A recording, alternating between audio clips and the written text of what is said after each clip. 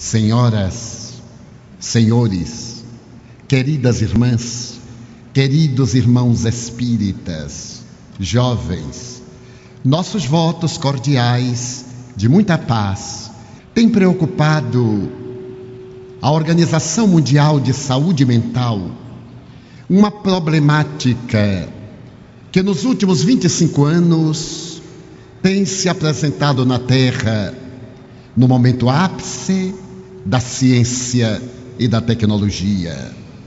Psicólogos, sociólogos, religiosos unem-se para encontrar a razão por que o homem que alcançou as estrelas, que conseguiu colocar bólides e sondas espaciais em Marte, penetrar a intimidade das micropartículas, atormenta-se e tomba na depressão. Pode-se mesmo dizer que vivemos o período da depressão. Na década 1990-2000, o digno presidente George W. Bush, dos Estados Unidos da América do Norte, atendeu à solicitação de médicos, neurocientistas e profundos conhecedores do cérebro humano para que decretasse aquela década como sendo a década do cérebro. Porque os mapeamentos cerebrais, com topografias e emissões de pósitrons, desvelaram o insondável mundo do nosso encéfalo. E naquele decênio, a ciência médica evoluiu mais em relação ao cérebro do que durante todos os 6.650 anos de história, de ética e de civilização. Mas o grande enigma da depressão continua perturbando as criaturas humanas e as estatísticas são alarmantes. Um grande periodista americano publicou neste milênio uma obra extraordinária, a qual ele denominou O Demônio do Meio-Dia.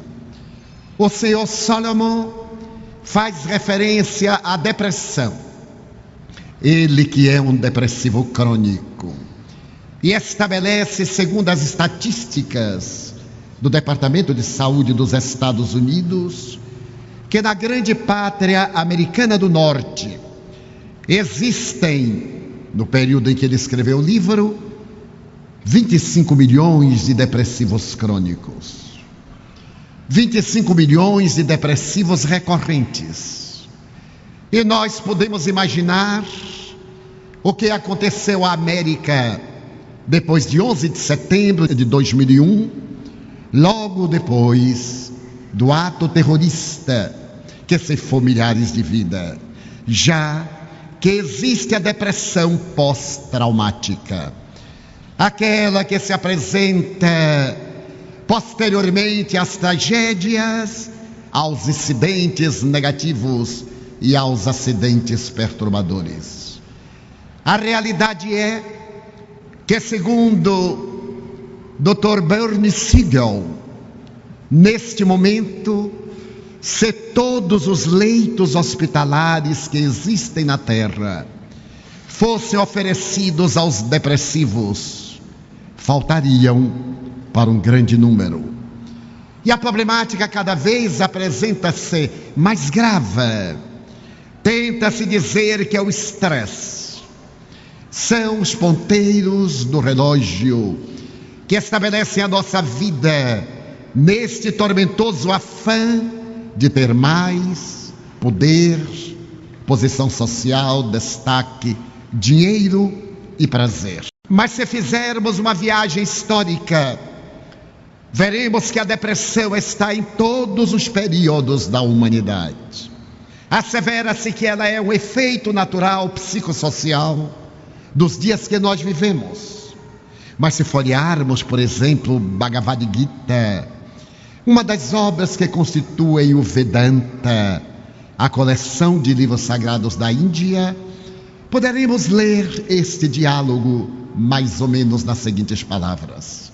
O mestre Krishna volta-se para seu discípulo Arjuna e diz que ele é um príncipe Pandava e tem como dever primordial lutar contra os terríveis adversários Kurus.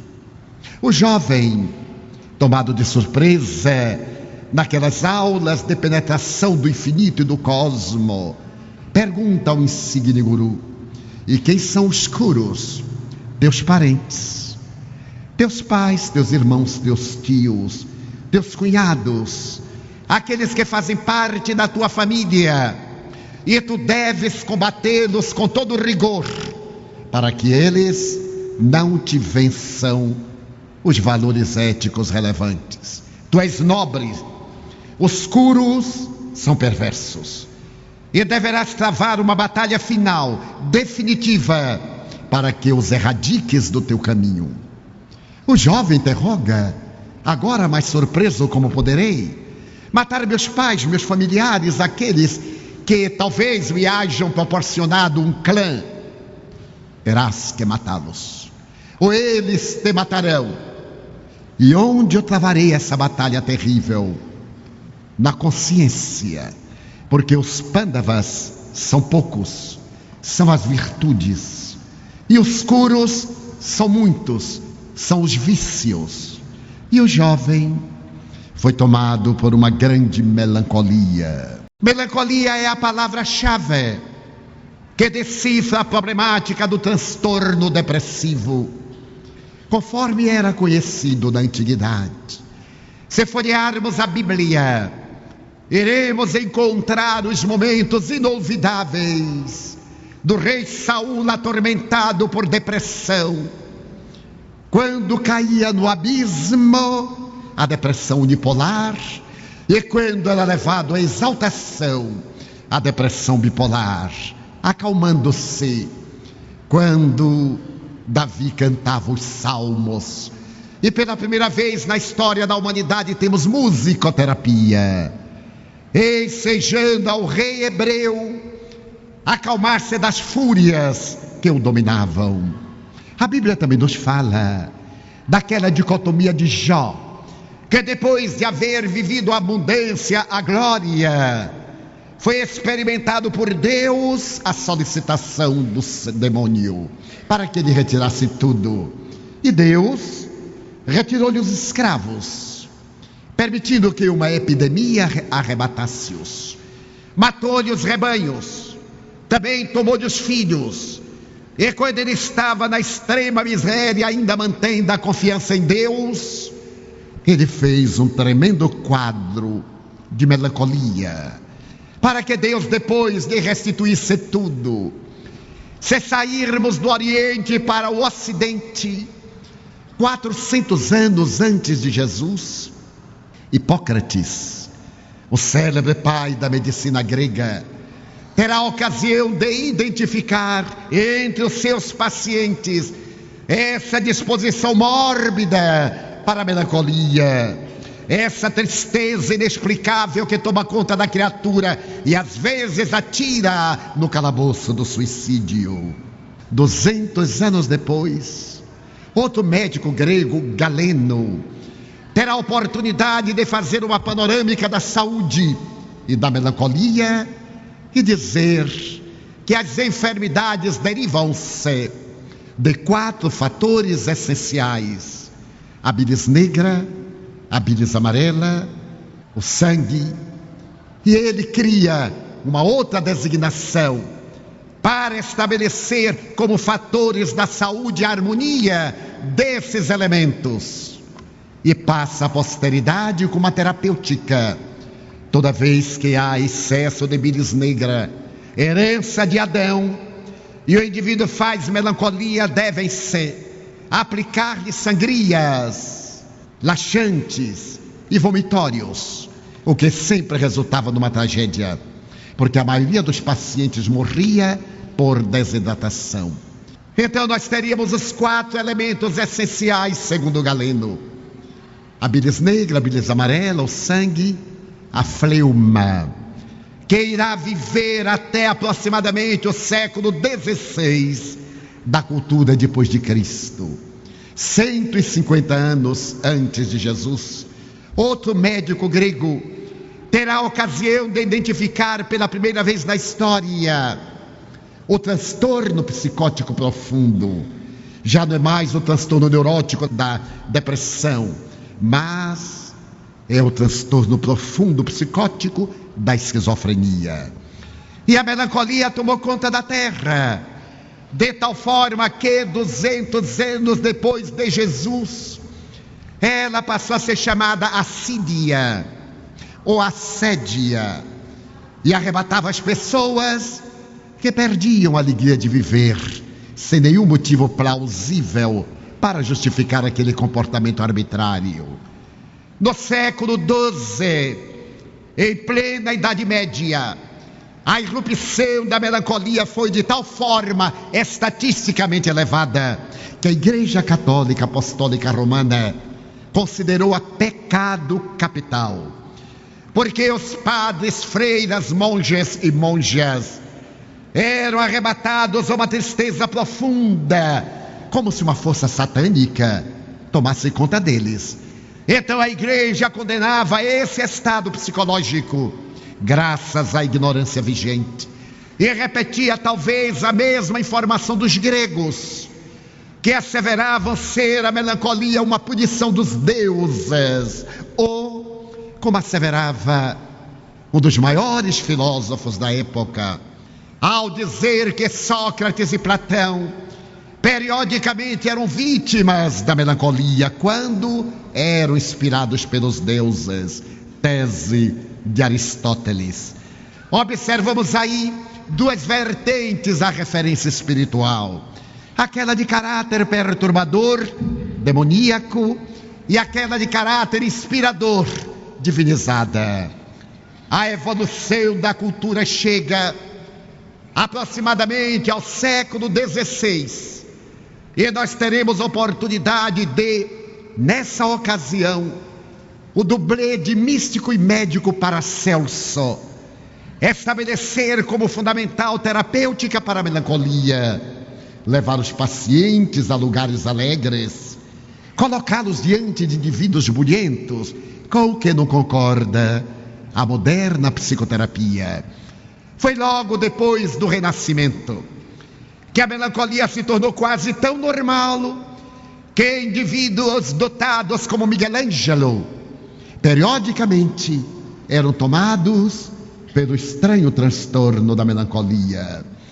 Na literatura podemos perceber que Shakespeare era um grande melancólico, porque toda a sua obra trágica está fundamentada em biótipos melancólicos ou depressivos. Se examinarmos, por exemplo, Hamlet, o jovem príncipe dinamarquês, ao contemplar as charnecas do seu país, invariavelmente vestido de negro, realiza os monólogos depressivos: ser ou não ser? Eis a questão. Ou se interroga: viver, dormir, sonhar, morrer, talvez? Quem sabe? Se mais tarde vamos ler a vida de Lady Macbeth, teremos a ocasião de perceber também o transtorno melancólico da mulher que, em companhia do marido, assassinou o rei. E agora tem um transtorno depressivo profundo na expressão de uma obsessão compulsiva. Aquele transtorno obsessivo compulsivo de Lady Macbeth, que a leva a lavar as mãos a todo instante, porque parecem que estão ensanguentadas, é o segundo fenômeno dessa natureza na história, já que o primeiro narrado na psiquiatria é de Pilatos, o romano covarde, que optou pelo trono, permitindo que o inocente fosse à cruz, e no mecanismo de fuga da realidade lavou as mãos no sangue do justo. E a partir daí, ele criou um transtorno obsessivo-compulsivo. Suas mãos estavam sempre tintas de sangue, que ele as lavava. E quando morre em Roma Tibério César, o seu protetor, e ele cai em miséria política e retorna à capital do império, perdendo títulos e honrarias, parte para o exílio na Suíça, onde se suicida atirando-se sobre um vulcão extinto. Melancolia é a palavra-chave que decifra a problemática do transtorno depressivo, conforme era conhecido na antiguidade. Se folhearmos a Bíblia, iremos encontrar os momentos inolvidáveis do rei Saul atormentado por depressão, quando caía no abismo, a depressão unipolar, e quando era levado à exaltação, a depressão bipolar, acalmando-se, quando Davi cantava os salmos.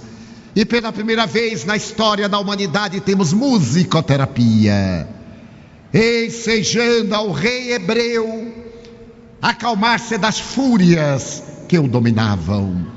A Bíblia também nos fala daquela dicotomia de Jó, que depois de haver vivido a abundância, a glória, foi experimentado por Deus a solicitação do demônio, para que ele retirasse tudo.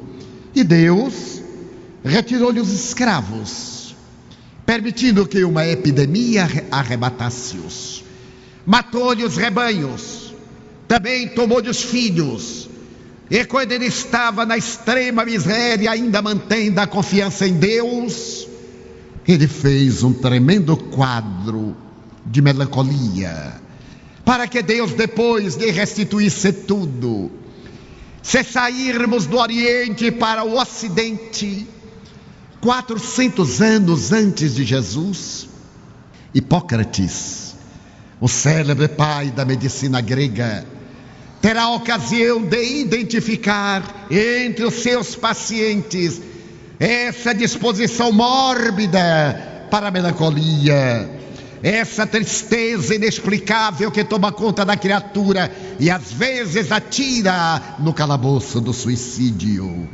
200 anos depois, outro médico grego, Galeno, terá a oportunidade de fazer uma panorâmica da saúde e da melancolia e dizer que as enfermidades derivam-se de 4 fatores essenciais: a bilis negra, a bilis amarela, o sangue.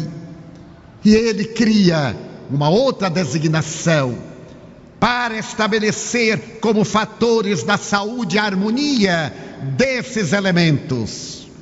E passa a posteridade com uma terapêutica. Toda vez que há excesso de bilis negra, herança de Adão, e o indivíduo faz melancolia, devem-se aplicar-lhe sangrias, laxantes e vomitórios, o que sempre resultava numa tragédia, porque a maioria dos pacientes morria por desidratação. Então nós teríamos os 4 elementos essenciais, segundo Galeno: a bilis negra, a bilis amarela, o sangue, a fleuma, que irá viver até aproximadamente o século XVI da cultura depois de Cristo. 150 anos antes de Jesus, outro médico grego terá a ocasião de identificar pela primeira vez na história o transtorno psicótico profundo. Já não é mais o transtorno neurótico da depressão, mas é o transtorno profundo psicótico da esquizofrenia. E a melancolia tomou conta da terra, de tal forma que 200 anos depois de Jesus, ela passou a ser chamada assídia ou assédia, e arrebatava as pessoas que perdiam a alegria de viver, sem nenhum motivo plausível para justificar aquele comportamento arbitrário. No século XII, em plena Idade Média, a irrupção da melancolia foi de tal forma estatisticamente elevada que a Igreja Católica Apostólica Romana considerou-a pecado capital, porque os padres, freiras, monges e monjas eram arrebatados a uma tristeza profunda, como se uma força satânica tomasse conta deles. Então a igreja condenava esse estado psicológico, graças à ignorância vigente, e repetia talvez a mesma informação dos gregos, que asseveravam ser a melancolia uma punição dos deuses, ou, como asseverava um dos maiores filósofos da época, ao dizer que Sócrates e Platão periodicamente eram vítimas da melancolia quando eram inspirados pelos deuses, tese de Aristóteles. Observamos aí duas vertentes à referência espiritual: aquela de caráter perturbador, demoníaco, e aquela de caráter inspirador, divinizada.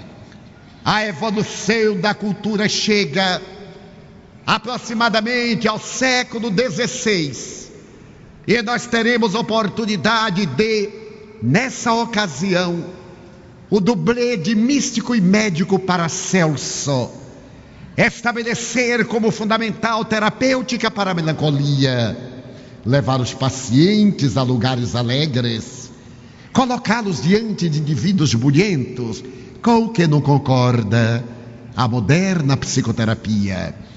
Foi logo depois do Renascimento que a melancolia se tornou quase tão normal que indivíduos dotados como Michelangelo periodicamente eram tomados pelo estranho transtorno da melancolia. Na literatura podemos perceber que Shakespeare era um grande melancólico, porque toda a sua obra trágica está fundamentada em biótipos melancólicos ou depressivos. Se examinarmos, por exemplo, Hamlet, o jovem príncipe dinamarquês, ao contemplar as charnecas do seu país, invariavelmente vestido de negro, realiza os monólogos depressivos: ser ou não ser? Eis a questão. Ou se interroga: viver, dormir, sonhar, morrer, talvez, quem sabe?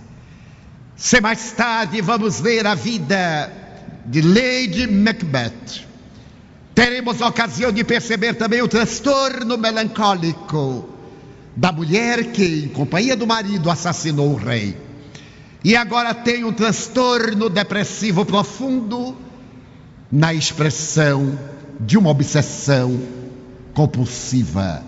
Aquele transtorno obsessivo compulsivo de Lady Macbeth, que a leva a lavar as mãos a todo instante, porque parecem que estão ensanguentadas, é o segundo fenômeno dessa natureza na história, já que o primeiro narrado na psiquiatria é de Pilatos, o romano covarde, que optou pelo trono, permitindo que o inocente fosse à cruz, e no mecanismo de fuga da realidade lavou as mãos no sangue do justo.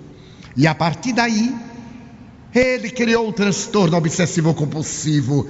Suas mãos estavam sempre tintas de sangue, que ele as lavava. E quando morre em Roma Tibério César, o seu protetor, e ele cai em miséria política e retorna à capital do império, perdendo títulos e honrarias, parte para o exílio na Suíça, onde se suicida atirando-se sobre um vulcão extinto. É mais ou menos nesse período da literatura shakespeariana que irá aparecer na literatura médica pela primeira vez a palavra depressão. É que vale dizer nos fins do século XVII. Mas o cérebro não era realmente conhecido.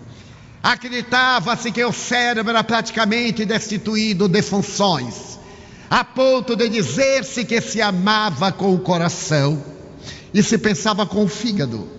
Até hoje muita gente ainda ama com todo o coração.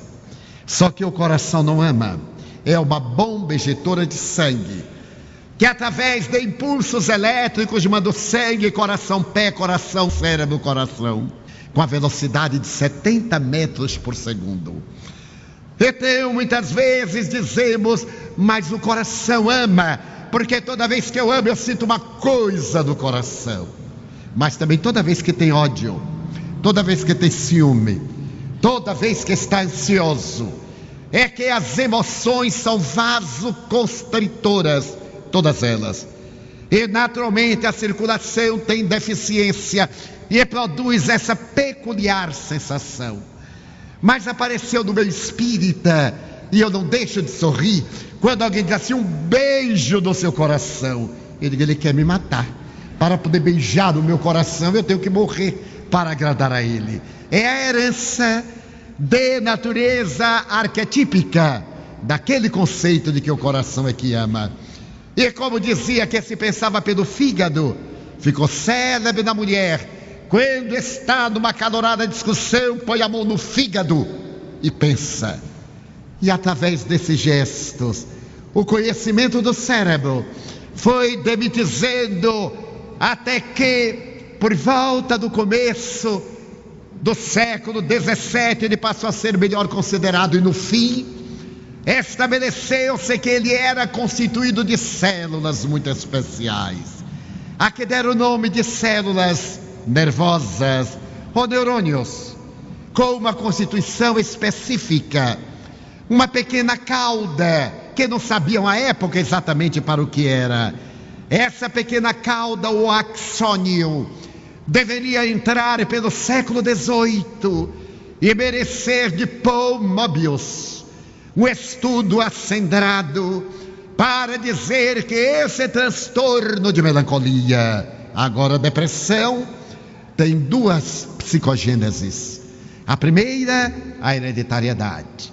Mais tarde se confirmará que todo aquele que descende de um depressivo tem 30% de probabilidades de ser depressivo também. Mas se ele descende de um casal depressivo, ele tem 70% de probabilidades de ser depressivo também. Mas também as enfermidades infecto-contagiosas, as sequelas dessas enfermidades infecto-contagiosas seriam fatores endógenos, internos, e ao lado deles os fatores exógenos, os externos, a ansiedade, o estresse, as necessidades psicossociais, os relacionamentos afetivos, as dificuldades socioeconômicas, são fatores que predispõem ao transtorno depressivo. No século XIX, eminente psiquiatra americano teve a oportunidade de estabelecer que estaria vinculada a depressão a vasos capilares no cérebro. Foi, no entanto, por volta de 1900, graças ao psiquiatra alemão Emílio Kraepelin, que pôde estabelecer ser a depressão uma síndrome, isto é, um conjunto de sintomas, vários fatores convergentes, a ansiedade, a timidez, qualquer tipo de trauma, o complexo de inferioridade, de natureza fisiológica para formar uma síndrome, que ele denomina unipolar. Mas quando o indivíduo sai da tristeza profunda e passa a exaltação, então nós temos aí um problema de natureza bipolar, muito grave. Porque aquele paciente que estava deprimido e que agora está exaltado, parece ser a família que está ótimo, paurador, fala em demasia, conversa o tempo todo, é idealista. É um momento muito grave, porque na curva descendente ele suicida-se, exatamente quando a pessoa acredita que ele está melhorando. Nessa mesma época, o eminente pai da psicanálise, Sigmund Freud, publica uma obra memorável, a qual ele dá o título de Melancolia e Luto. Ele estabelece que a depressão é resultado invariavelmente de perdas. A perda de um relacionamento, a perda de um objeto de grande valor, a perda de um emprego, a perda de um matrimônio, a perda de alguém pela morte. E eu aí não concordo com Freud, porque não se perdem pessoas, perdem-se coisas. Pessoas morrem, falecem, desencarnam, e nós repetimos isso de Freud inconscientemente. Muitas pessoas dizem, eu perdi um filho, seu Divaldo. Eu pergunto, aonde? Ah, ele morreu. Ah, é outra coisa. porque filhos não se perdem, morrem. Mas nós detestamos a palavra natural. A morte é o fim de um estágio biológico e todos vamos morrer, o que é uma bênção. Já imaginaram se nós não morrêssemos? Na literatura, nós podemos encontrar na Odisseia as sereias com inveja de Odisseu ou Ulisses, porque ele era mortal e elas eram imortais. Era de uma monotonia insuportável aquela imortalidade da que Odisseu deu um ser mítico. E mais tarde, nas viagens maravilhosas de Gulliver, ele chega a um lugar onde, em cada 100 anos, nascia uma geração imortal. E ele ficou curioso para ver esses indivíduos de 500, 2000, 4000 anos. E foi até a enfermaria em que eles estavam. E estarrecido ele recuou, porque a matéria é putrescível, a matéria é transitória, é uma indumentária, não é a causa. É o hábito que se desgasta. E então Gulliver agradeceu a Deus a felicidade de ser mortal. Então a morte é uma fatalidade biológica que nos vai alcançar a todos, de uma ou de outra forma, mais cedo ou mais tarde, inexoravelmente. Então Freud dizia que é natural que a pessoa, quando experimenta a morte de um ser querido, entra numa depressão. Depressão que pode durar até 6 semanas. Se ela ultrapassa esse período, já é patológica, necessita de tratamento especializado. Mas muitas vezes a família enfrenta aquela morte com naturalidade. E nós voltamos no féretro e dizemos: que maravilha, nem parecia um enterro, todos estavam tão felizes. É muito perigoso, porque a depressão virá daqui a meses. É o choque traumático que vai eclodir depois do transtorno depressivo.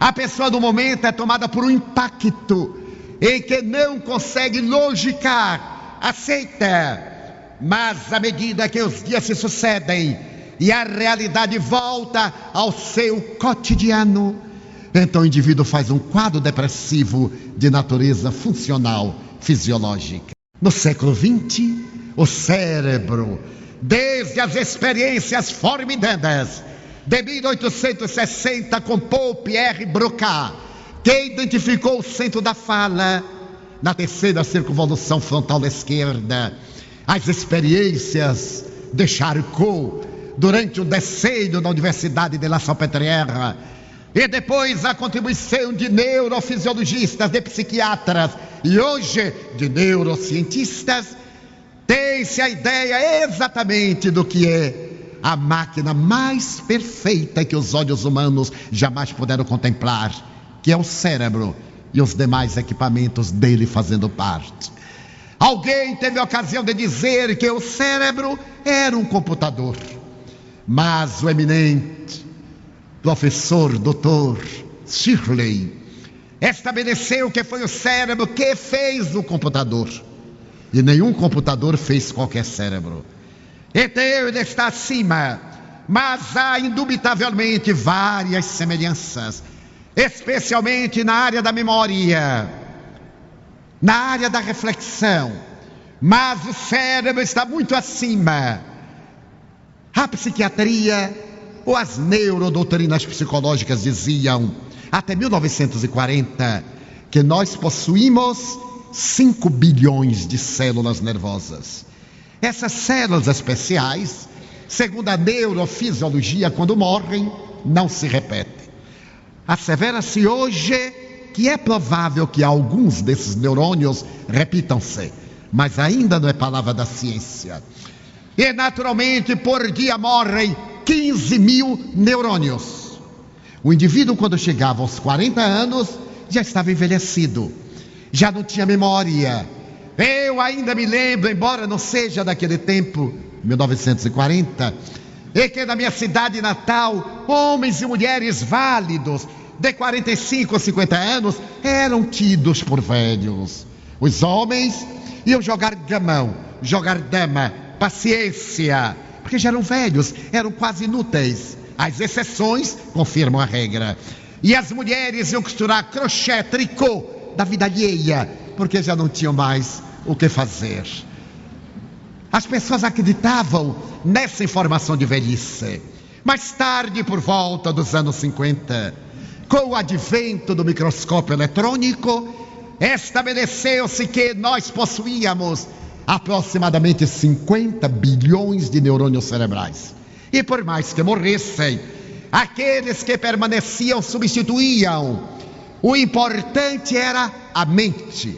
As mentes ativas obrigam os neurônios a intercomunicar-se por aquela cauda, pelo axônio, que recebendo a necessidade de mandar mensagens neuroniais, as sinapses cerebrais, as intercomunicações, aquela ligeira cauda apresenta ramas, dendritas em grego, e naturalmente as intercomunicações fazem-se sem qualquer prejuízo daqueles neurônios que desapareceram. Então eu me recordo que se passou a dizer que a idade mental era para o homem de 50 anos e para a mulher de 55. Ainda me recordo de pessoas de 40, 50 anos. Eu não memorizo mais nada. Eu leio e não presto nenhuma afirmação fixando. É que não prestavam atenção. Por volta de 1970, a neurociência demonstrou que nós possuímos 70 bilhões de neurônios. E por mais que morram, nós temos uma reserva técnica para preencher quaisquer lacunas. Nos anos 90, a ciência confirmou que nós possuímos aproximadamente 75 bilhões a 100 bilhões de neurônios. E descobriram algo extraordinário, que os homens possuímos alguns bilhões de neurônios mais do que as mulheres. Para nada. Não se descobriu nenhuma finalidade. Mas são dados da neurociência. Então, naturalmente, a idade mental, a idade real passou para 75 anos. Nós encontramos pessoas válidas. Eu fui proferindo uma conferência na Universidade de Lyon 2, na cidade de Lyon, em França, a convite do professor François de Laplantine. Eram aulas de etnografia, antropologia, e ele convidou-me para proferir uma conferência para alunos de terceira idade. É que vale dizer, pessoas bastante idosas. Quando eu cheguei, isso foi em 1991, e olhei o meu auditório, eu era o mais jovem de todos. Pela primeira vez eu me senti compensado, realmente juvenil. Proferi a conferência com tradução de Madame Beaumartin, uma brasileira que vive em Paris.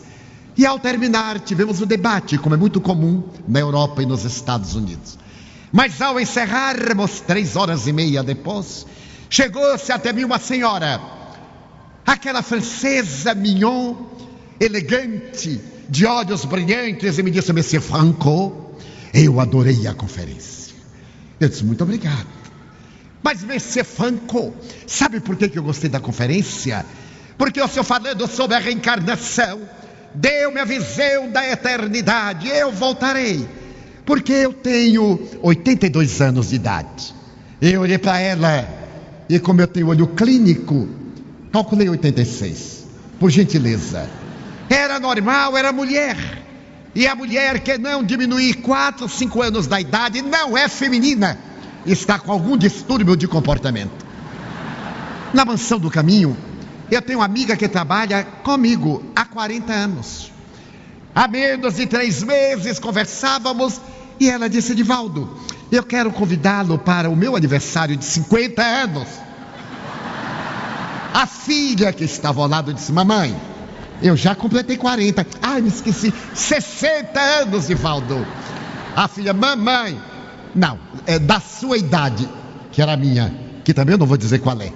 Então, mas é tão natural e é tão charmoso. Quando você pergunta a uma mulher, primeiro é falta de educação. Que idade você tem? Se a mulher é verdadeiramente feminina, ela vai desarmar o curioso. Quantos anos você pensa que eu tenho? Mas a pessoa pode pensar mal. Então deve responder: quantos anos eu pareço ter? Porque ninguém tem a descortesia de aumentar, sempre diminui 10 a 15, por gentileza. Então eu olhei para aquela senhora entusiasmada e ela me disse: a reencarnação é fascinante. Eu perguntei: a senhora está estudando antropologia? Mas é lógico. Quantos anos dura o curso? Senhor Franco, o curso é de 7 anos. Eu já venci 3, só me faltam 4 anos. Eu olhei para aquele entusiasmo e vi o meu futuro. Deus meu, esta senhora é meu exemplo que eu devo seguir fielmente. E a senhora pretende exercer depois que se diplomar? Como não? Pretendo ter a minha clínica. O senhor acha que eu vou gastar os melhores anos da minha vida e depois não exercer antropologia? Eu disse: mas imaginemos uma coisa absurda, remota, quase impossível. E se a senhora morrer durante? Ela disse: qual é o problema? Na outra reencarnação eu já venho antropóloga. Eu então olhei para aquela dama de neurônios fantásticos, porque segundo a medicina, a velhice não é a debilidade orgânica, é a preguiça mental. A maioria de nós, como tem preocupações, atividades normais, bloqueia determinadas áreas que não lhe interessam e assevera que não tem memória. Ai, mas eu não tenho memória para nada. É uma caduquice, ou é um distúrbio, ou é uma degenerescência, ou é simplesmente comodidade. O indivíduo deve ter a mente polivalente. Ela é feita para evitar monoideias, para ter uma polivalência, pensar várias coisas sem tumulto dentro de um direcionamento. Toda vez que se deseje reter uma coisa, fixe-se na coisa, como fazem as crianças. A diferença entre nós, adultos e crianças, é que a criança não tem preocupação. Tudo que pega, fixa, porque focaliza. E nós fixamos pensando outras coisas. Então a memória não registra.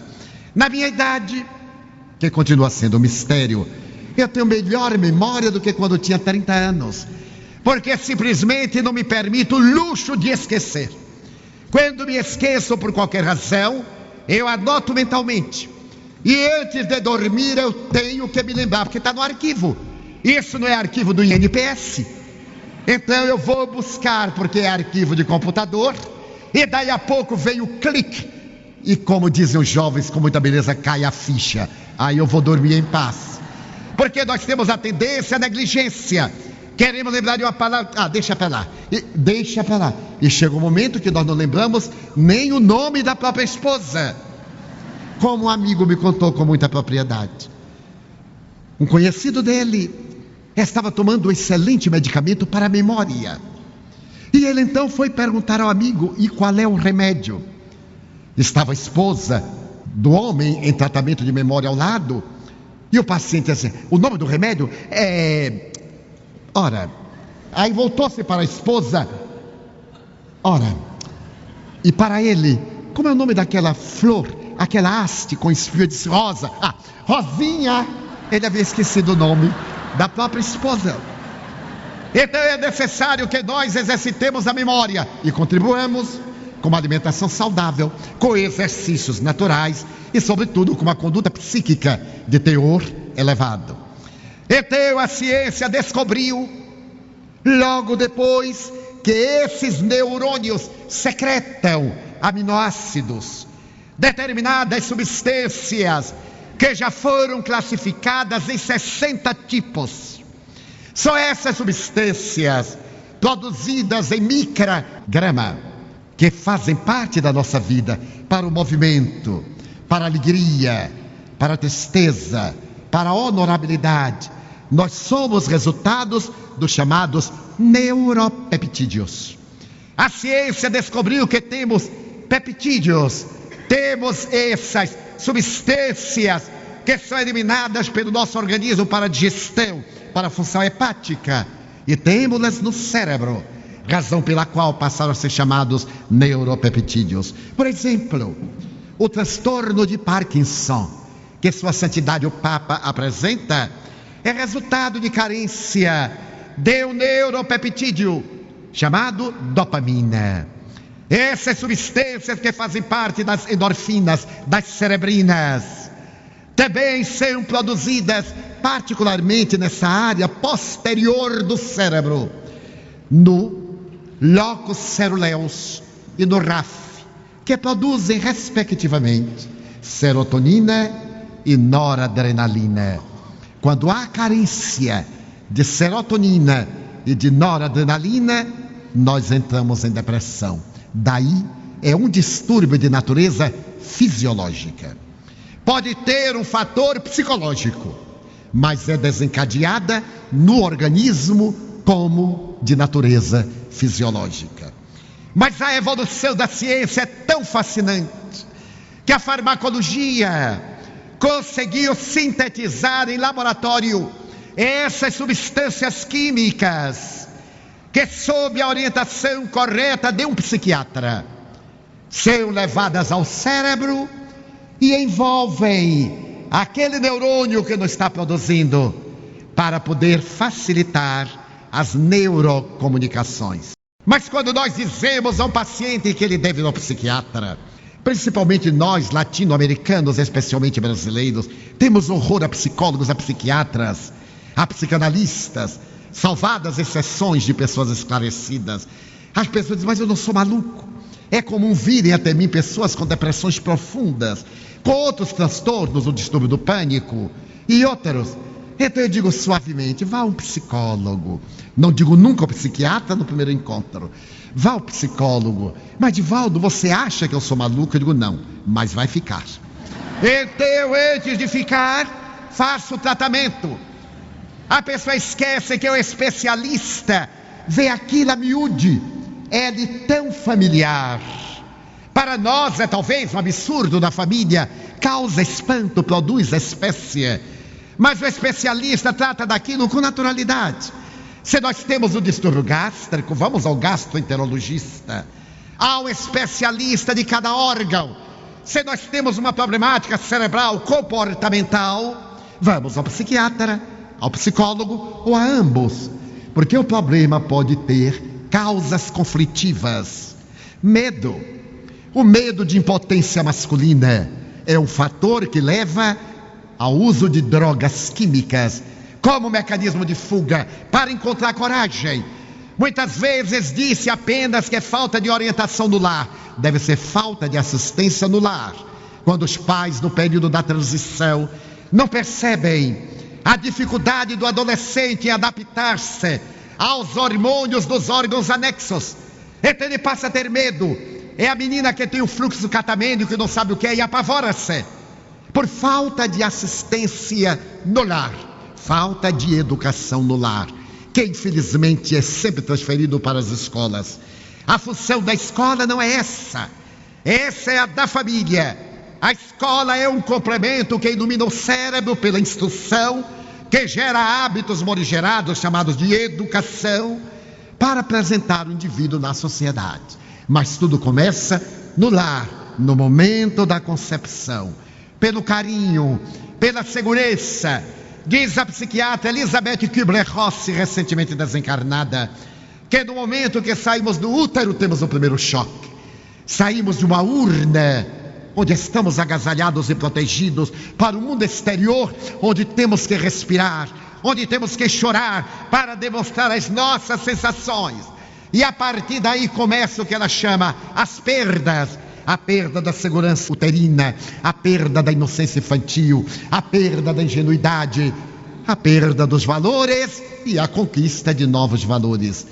Então, vivemos um momento em que a depressão alastra-se tremendamente, mas graças às neurociências, a psicologia, a psiquiatria, a psicanálise, a farmacologia, podemos cuidar do nosso transtorno depressivo de maneira correta e termos uma existência perfeitamente boa, uma vida tranquila, desde que obedeçamos à prescrição médica.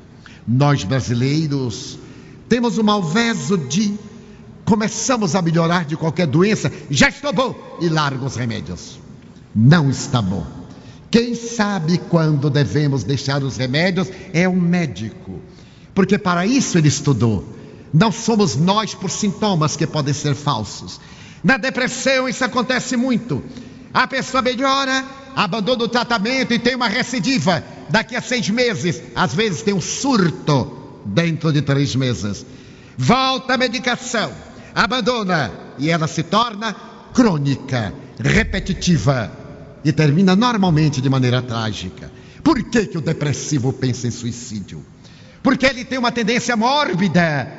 Porque a sensação depressiva é de tal natureza insuportável que a pessoa não quer se matar. Ela quer apagar a memória, o discernimento, para não sentir aquele vazio existencial. É chamado vazio existencial a falta de metas, a ausência absoluta de amor.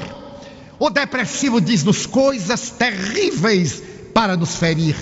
Não tem a menor dimensão, porque ele perde a afetividade. Em breve nós não diremos mais eu te amo com todo o coração.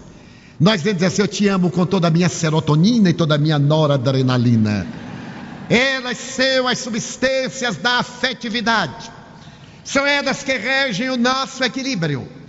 Numa síntese muito singela, eis o que pensa a ciência psiquiátrica e a psicologia do transtorno depressivo. Mas será que aquelas psicogêneses, as de natureza interna e as de natureza externa, respondem por tudo? Não. Coube a ciência espírita, codificada pelo preclaro mestre Hippolyte Léon Denis Arrivai, Allan Kardec, coube-lhe a tarefa de oferecer uma doutrina que marcha lado a lado à ciência, mas que não se detém onde a ciência para. A ciência estuda efeitos, o espiritismo vai às causas. Allan Kardec disse mais: no dia que a ciência provar que estamos errados em um ponto, abandonamos este ponto e seguimos a ciência.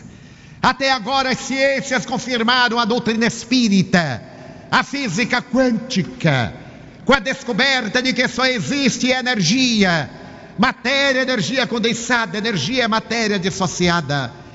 O espiritismo encontrou um impulso através da doutrina que surgiu por volta de 1890 e se estabeleceu com Bohr, Planck, Einstein, com a escola de Copenhagen, e até hoje apresenta o grande descobrimento da realidade no campo da energia. Por outro lado, a embriogenia, a embriologia, a psicologia confirmam a realidade do espiritismo, principalmente a psicologia transpessoal. Eu não sou o corpo no qual estou. Eu sou o ser eterno, a individualidade, nesse corpo com uma personalidade. Então eu aqui estou, mas eu sou um ser que experienciou através das reencarnações múltiplas personalidades. Então eu estou hoje colhendo os efeitos das minhas ações que foram desenvolvidas no passado. A ciência espírita vem demonstrar que nós somos semeadores espontâneos, mas nós somos colhedores compulsórios, que nada nos acontece que não seja resultado dos nossos bons e maus hábitos. Então houve uma revolução filosófica, sociológica, ética. Alguém está sofrendo, não está sendo punido por Deus. Deus não castiga. Não cessemos de dizer, embora os apologistas da tragédia digam o contrário. Como pode a perfeição castigar a ignorância? Como pode o amor punir o desamor? É um amor unilateral, é um amor mórbido. Então ele não fez a criatura à sua imagem. Nós é que o fazemos à nossa imagem. É o Deus antropomórfico, o Deus que viaja na frente de determinados exércitos, como se o outro exército não fosse filho dele. É filho de quem? De outro Deus, mas só existe um, segundo todas as religiões, inclusive o hinduísmo. Deus tem aproximadamente 1000 nomes, mas é único. Então é um paradoxo. Deus não castiga, mas também Deus não perdoa. É a lei. As pessoas ficam espantadas, mas Deus não perdoa, não. Deus ama. Perdão pressupõe uma mágoa antes. Deus não se magoa nunca conosco. Ele nos ama em qualquer circunstância. Então Ele nos enseja a evolução. A semelhança de uma escola, a terra é o lugar onde desenvolvemos o Deus interno. A sabedoria divina, por experiências, Ele cria nos simples e ignorantes, sem conhecimento e sem complexidades. Nós vamos adquirindo conhecimento e as complexidades até a sabedoria, que é a síntese do amor e do conhecimento. Então Deus coloca-nos na terra não para sofrer. A terra não é um vale de lágrimas, não é um averno. É a bendita escola que podemos transformar numa penitenciária ou num santuário de exaltação à vida, a depender de nós.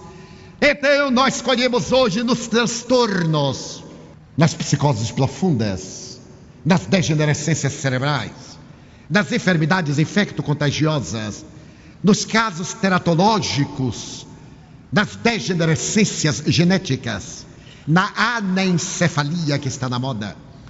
São heranças de nossos atos transatos.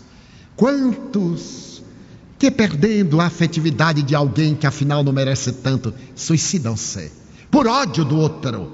Não é porque se sentiu desprezado, é porque não se pôde sobrepor. Mata-se, esquecendo o dom da vida. Não é esse indivíduo o autor da vida, nem os pais. Os pais são co-criadores. Eles fornecem os elementos genéticos para o surgimento do neuroblastocélula inicial, de onde uma fatalidade biológica vai constituir um corpo constituído de 70 trilhões de células diferenciadas. Então ele não tem o direito, por uma paixão, por um distúrbio de qualquer natureza, exceto quando é psiquiátrico, de arrebentar a vida. Retorna para aprender a lição da dificuldade. Se o ferro se recusasse a fornalha, não teríamos nenhum instrumento dele feito. Se aqui não tivessem as bases, não teríamos esse auditório. Mas as bases penetraram na lema, e às vezes foi necessário ir até a rocha para poder construir as colunas. Os cristais mais preciosos experimentaram elevadíssimas temperaturas. Se o metal não sofre essa temperatura, a oxidação, a ferrugem consome-o. O espírito necessita do desafio para crescer. É dos grandes desafios que nós desenvolvemos os valores que dormem dentro de nós. Quantas vezes dizemos, eu não sei se teria forças para enfrentar tal situação. E quando a situação se nos desenha, nós temos uma força que ignorávamos. Se porfiarmos. Por isso disse Jesus, é necessário ser fiel até o fim, não até o meio do caminho. Então o Espiritismo veio dizer que existe um fator que também desencadeia a depressão. É um fator de natureza espiritual. Se eu vivi ontem, como certamente sim, amei e provavelmente odiei. Aqueles a quem eu amei prosseguem ajudando-me, mas aqueles a quem eu odiei ou prejudiquei ou destruí os ideais, se é do meu estofo e não me perdoaram, vem a cobrança, como ocorre conosco no dia a dia da vida. E estando nós encarnados no corpo e eles fora da matéria, há uma atração eletromagnética do nosso perispírito. Nós temos um corpo modelador da forma, nós temos um corpo de energia semimaterial, que é o envoltório da alma, a semelhança do perisperma de um fruto, entre a semente e a casca, aquele envoltório que defende a semente e que é protegida pela massa. Então esse envoltório que chamamos perispírito, outros corpo astral, outros dão nomes de variadas doutrinas, mas é o mesmo, tem uma irradiação magnética, eletromagnética. Daí nós vemos nos santos o que chamam resplendor, a aura. Todos nós temos uma aura, que é a exteriorização psíquico-moral daquilo que somos. um médium clarividente real e não fantasioso como muitos, consegue identificar o caráter moral, os conflitos, as doenças, pela visualização da aura, através das cores frias ou das cores quentes que são emitidas pela irradiação do espírito, pode-se deduzir o que se passa no cerne do ser, que assim se apresenta. Então, esse corpo perispiritual, quando morre, a matéria fica com o espírito. E é exatamente esse corpo que vai atraído. Por certo, os senhores conhecem essa proposta indiana. Quando o discípulo está preparado, o guru aparece. Quando nós temos uma dívida, parafraseamos, o cobrador surge. Onde quer que esteja o devedor, o cobrador aparece. Então há uma atração eletromagnética. Ele acerca-se e dentro desse campo, aura, perispírito a perispírito, produz um tipo de imantação, no qual ou na qual ele transmite o seu ódio, o seu mal-estar, as suas influências perniciosas, e lentamente o paciente começa a captar, como tristeza, sonos perturbadores, pesadelos, ansiedade, sudorese, dificuldades de conciliar o sono, distúrbios semelhantes à apneia, conflito de inferioridade, perda de ideal, porque a depressão tem as suas síndromes. Toda vez quando o nosso sono fica muito interrompido sem motivo justo e temos dificuldade de recuperá-lo, quando somos varridos periodicamente por transtornos melancólicos sem motivo real, quando temos muita ansiedade. Ter ansiedade é normal. Se eu espero alguém, eu fico ansioso. Mas se há uma arritmia cardíaca, sudorese, tremor, já é patológico. Então essas características anunciam a instalação de um transtorno depressivo. Recorra-se de imediato ao especialista. Eu sei que é muito caro, mas a saúde é muito mais importante. Recorra-se à ajuda de um terapeuta. E se ele recomendar um psiquiatra, vá exultante, graças a Deus. Porque há 30 anos, há 50, a pessoa mergulhava no abismo da loucura com diagnóstico de esquizofrenia. Como se a pessoa tem um transtorno do pânico, psiquiatricamente pode-se manter o equilíbrio do indivíduo, se esses episódios terríveis que dão a sensação de morte. Então, esse ser que se nos acerca, transmite-nos os seus fluidos, as suas vibrações, a energia deletéria, o seu ódio, que nós assimilamos, e depois causa-nos um distúrbio de raciocínio, de lucidez, de paz interior, e nós passamos a monólogos, nos afastamos, nos alienamos das pessoas, ficamos deitados, preferimos ambientes escuros. Se alguém tem depressivo dentro de casa, arranque a janela, porque depressivo adora um quarto escuro, adora uma cama. Coloque todas as camas de pé, e se tiver o jardim dele uma enxada, para ele transpirar, para obrigar os neurônios a agirem. Nada de ficar ao lado, está melhor, o que é que tem, o que é que não tem. Tratem-no como uma pessoa normal, que é, com um transtorno que está sendo medicado. Porque o depressivo tem muitos conflitos e pode matar de angústia quem o acompanha e quem vai tomar conta depois. Então é necessário que nós sobrevivamos para ajudá-lo. Mas no caso dos transtornos obsessivos, que dão a síndrome da depressão, somam-se as dívidas, a ligação espiritual com os próprios conflitos do indivíduo. Ele só está com o obsessor porque ele foi mau, ele foi perverso. Nós temos mecanismos de fuga tão curiosos. Pensa, mas Edivaldo, eu estou sofrendo, será que eu fui tão mal assim? Eu digo assim, vai ver que foi até pior. E eu sorrio, porque a pessoa sempre se acha um anjo. Não sei se já notaram, quando alguém morre, pode ser Satanás. Aí fala assim, coitado, mas não era assim tão ruim não, até que era. Você já morreu, né? A gente já se viu livre. O pior é que não se viu livre, é que ele volta e faz a cobrança. Então a doutrina espírita trouxe do Evangelho de Jesus A epígrafe, obsessão, que no Evangelho está como possessão demoníaca.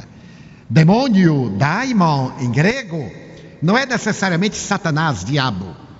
É anjo tutelar, anjo protetor. Sócrates tinha daimon ou daimoniones. Então, no Evangelho estão possessões. Allan Kardec, com a sua visão científica, constatou que o espírito não entra na pessoa como líquido no vasilhame. Porque se entrasse, seriam 2 espíritos no corpo só, o que é impossível. Graças às ligações do perispírito com a matéria, sustentando o espírito no corpo.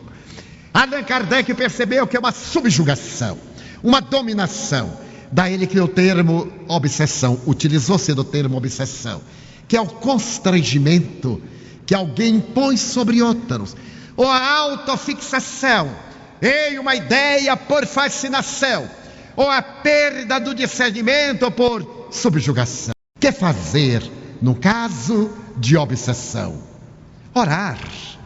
Mas o paciente não gosta, então deixa ficar mais doentinho que um dia ele vai orar. Pessoas me perguntam, se eu orar por ele, ajuda? Ajuda. Mas ele tem que fazer a sua parte, a parte dele, porque ele é o devedor. Quando a pessoa insistiu, mas o Divaldo, ele não quer saber. Eu digo, quando ele tem gripe, é a senhora que toma as drágeas? Não, é ele. Eu digo, porque a gripe é dele, né? É, sim, senhor, a obsessão também é dele. Ele tem que fazer a parte. Mas ele não quer nem ouvir falar. Arranja alguém que fale suavemente. A família normalmente não sabe falar. Começa a discutir, a brigar, a impor, e termina sempre em desacato, que piora a situação. Então, Allan Kardec recomenda a oração, a meditação, a prática da caridade. Por quê? Porque o bem que se faz anula o mal que se fez. Esta é a lei. Eu prejudico alguém, então eu devo Y mais Z. Mas eu ajo corretamente com outrem, eu conquisto A mais B mais C. A soma das boas ações naturalmente sobrepõe-se essas boas ações àquelas negativas. Está no Evangelho. Por muito amardes, os vossos pecados foram perdoados. Não é perdoados, foram cancelados. O amor apaga a multidão de pecados. Esta é a ética que ressuma de Jesus e que a doutrina espírita assimilou para levar a sua posição mais alta, porque a caridade é o amor da sua expressão mais dignificadora. Então Allan Kardec recomenda a paciência, porque os espíritos perversos são precipitados. Se nós temos para com eles atitudes pacientes, eles desistem. E se nós nos colocarmos numa postura moral melhor, nós nos libertamos deles, por causa da lei de afinidades. Se, por exemplo, eu coloco óleo em água, obviamente, as moléculas de óleo sempre se separam, por mais que se as misture, por falta de afinidade molecular. Se eu estou pensando em coisas vis, eu atraio entidades semelhantes. Se eu penso em coisas elevadas, eu ascendo. Se eu ligo a televisão no canal X, eu terei determinada estação. Para poder entrar na outra, eu ligarei no outro canal, o mesmo com o rádio, e assim por diante. E colocarmos a mente do enfermo em uma postura de otimismo, é normalmente pessimista, exagerado, tudo é pior. Você vai ter amanhã um encontro com alguém, já não dorme hoje. Nós teremos que sorrir e fazer a psicoterapia durma, porque senão amanhã você vai estar pior. Relaxa, não sofra por antecedência, mas sempre em tom psicoterapêutico, não em tom afetivo, porque o paciente derreia e entrega-se, e em alguns momentos em tom enérgico, porque ele está doente. Mas eu amo muito. Por amor, deve ser enérgico, mas sem ser grosseiro, sem ser impiedoso, lembrando que o paciente está assim porque se encontra vítima de um transtorno de natureza fisiológica ou espiritual. E também a família está incursa naquilo que se vulgarmente chama karma, na lei de causa e efeito. Se nós temos um membro na família que é toxicômano, que tem uma deficiência profunda, que tem um transtorno dessa ou daquela natureza, que é vítima de um processo de natureza psicótica, nós temos responsabilidades. Porque as famílias não são programadas pelo acaso, não são ocorrências inesperadas, elas obedecem a uma planificação da divindade. Daí não gostarmos deste irmão e gostarmos daquele. Mas porque aquele que é antipático está junto de nós, tem uma finalidade: tentarmos querer-lhe bem. Ele sempre faz o que nos desagrada, porque nós certamente já lhe fizemos grandes danos e ele não confia inconscientemente em nós. Então o Espiritismo veio trazer a psicoterapia do otimismo, da alegria de viver, não da fantasia de viver, não da bulha de viver, a alegria natural de viver. Todo dia, quando eu desperto pela manhã e que eu apalpo a cama e vejo que estou na terra, eu digo: meu Deus, muito obrigado, ainda estou reencarnado, que é uma maravilha, ainda posso desmanchar os meus erros. E quando me vou deitar, eu digo: meu Deus, lá vou eu, como diz um samba carioca, veja bem para onde o Senhor vai me encaminhar, porque amanhã, no horário convencional, eu pretendo estar de volta. E normalmente eu sinto que ele diz: muito bem, até o dia que vai ficar do lado de cá, que seja muito longo. Como dizia Chico Xavier aos 85 anos. Um repórter perguntou-lhe: seu Chico, é verdade que o senhor está para morrer? Imagina que pergunta. 85 anos e doente. Resposta: meu filho, o povo está com a pressa que eu morra, mas eu não estou com pressa nenhuma. E foi aos 92 lúcido. Então a alegria de viver é essa satisfação de poder progredir, não se permitir envelhecer, não viver do passado. Ai, no meu tempo era horrível. Quando alguém diz assim: Edivaldo, antigamente, eu digo: primeiro, eu não sou de antigamente, mas no passado era horrível. Eu chegava no lugar para ferir a conferência, não tinha microfone, era da garganta, a la Vicente Celestino. E quando tinha microfone, havia mais estática do que outra coisa, dizia assim: desliga, e era no grito. Ai, mas antigamente era uma beleza. Antigamente, para eles, foi uma verdadeira tragédia. Esse saudosismo é mecanismo de fuga, é preguiça mental. Pense hoje. Se você não tem o que pensar, compre um computador, que você vai perder o resto da paz. Porque o computador é uma gracinha para jovens, mas para pessoas como nós é uma tragédia grega. Ele consegue fazer exatamente tudo o que nós não queremos. Eu aprendo pela manhã, memorizo, anoto. À tarde ele faz exatamente o que eu não anotei. Aí eu tenho que chamar meu filho. Isso levou-me a um amigo que me contou a seguinte anedota: que um homem estava no computador e naturalmente não conseguiu acertar qual era o lugar que deveria funcionar. E chamou o filho de 5 anos. Meu filho, vem cá, vem o menino correndo. Olha para aí. Não, papai. Ctrl, Alt, Rec. Ah, muito obrigado. Voltou tudo ao normal. Quando o menino ia correndo, ele digitou: nova tragédia. Meu filho, o menino disse: papai, é isto aqui. E fez. E saiu correndo. O pai concentrou-se e novamente a tragédia. Meu filho, já chamou ele irritado. O menino disse assim: eu não sei como é que o senhor vivia antes de eu nascer. Então apelemos para esta juventude espiritual.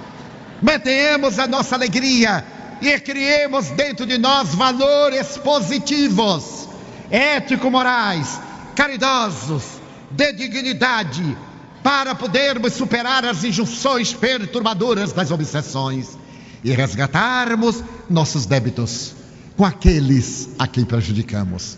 Essa doutrina fantástica, que é o Espiritismo, conseguiu a maior façanha da história da humanidade: matou a morte. A morte é apenas um passaporte para a vida.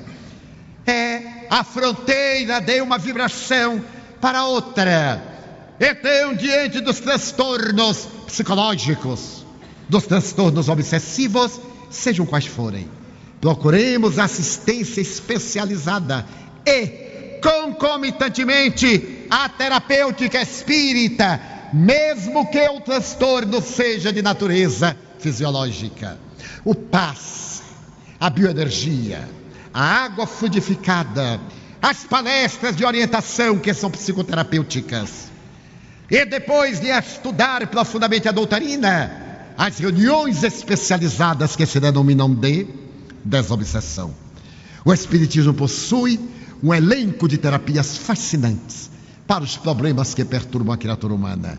Dentre outros, a tradicional oração, que não serão palavras, mas sentimentos, como diz Allan Kardec. O que vale é a intenção. Então, nesses dias tumultuosos, de depressão e de violência, de sexolatria e de toxicomania, não nos permitamos abater, nem perder o rumo do nosso caminho. Tomemos a bússola da certeza do amor de Deus e, com o coração inçado ao excelso amor, digamos: meu Deus, a maioria daqueles que te procuram é sempre para reclamar, para pedir, para protestar.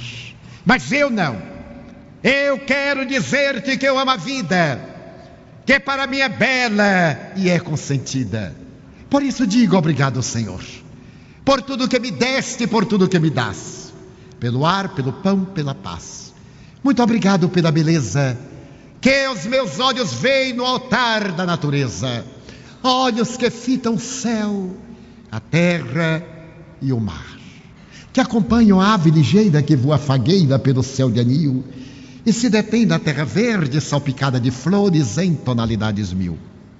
Muito obrigado, Senhor, porque eu posso ver meu amor, mas diante da minha visão eu detecto os cegos, que tropeçam na multidão, que andam na escuridão, que choram na solidão.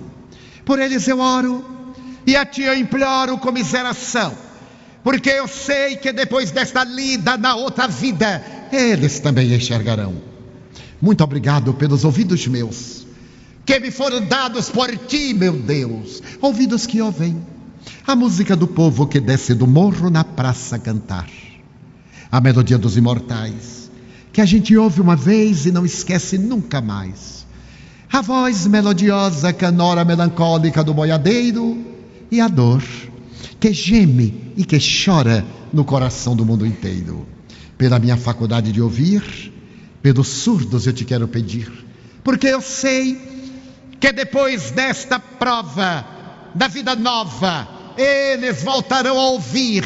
Muito obrigado pela minha voz e pela sua voz, pela voz que canta, pela voz que ama, que alfabetiza, que ilumina, que instrui, que educa, que legisla, pela voz que trauteia uma canção e que o Teu nome profere com sentida emoção. Diante da minha melodia, eu quero rogar pelos que sofrem de afasia. Eles não cantam de noite, eles não falam de dia. Oro por eles, porque eu sei que depois de sofrer no Teu maravilhoso mundo voltarão a viver. Obrigado pelas minhas mãos, mas também pelas mãos que aram, que semeiam, que agasalham, mãos de ternura, que libertam da amargura, mãos que apertam mãos dos adeuses, de sinfonias, de poesias, de cirurgias, de psicografias, pelas mãos que atendem a velhice, a dor, o desamor, pelas mãos que no seio embalam o corpo de um filho alheio sem receio, e pelos pés que me levam a andar sem reclamar. Muito obrigado, Senhor, porque eu posso caminhar diante do meu corpo perfeito. Eu te quero louvar, porque eu vejo na terra aleijados, amputados, marcados, paralisados, que não se podem movimentar. Eu oro por eles, porque eu sei que depois desta expiação, na outra reencarnação, eles também caminharão. Muito obrigado, por fim, pelo meu lar. É tão maravilhoso ter um lar. Não é importante se este lar é uma mansão ou um apartamento duplex, se está numa favela, se é um ninho, uma casa no caminho, um bangalô, seja o que for, mas que dentro dele exista a figura do amor, de mãe ou de pai, de mulher ou de marido, de amigo ou de irmão, alguém que nos dê a mão, porque é muito doloroso viver na solidão. Mas se eu a ninguém tiver para me amar, nem um teto para me agasalhar, nem uma cama para repousar, nem aí reclamarei. Pelo contrário, eu direi: obrigado, Senhor, porque eu nasci. Muito obrigado, porque eu creio em Ti. Pelo Teu amor, obrigado, Senhor. Pela Sua atenção, muito obrigado, senhores.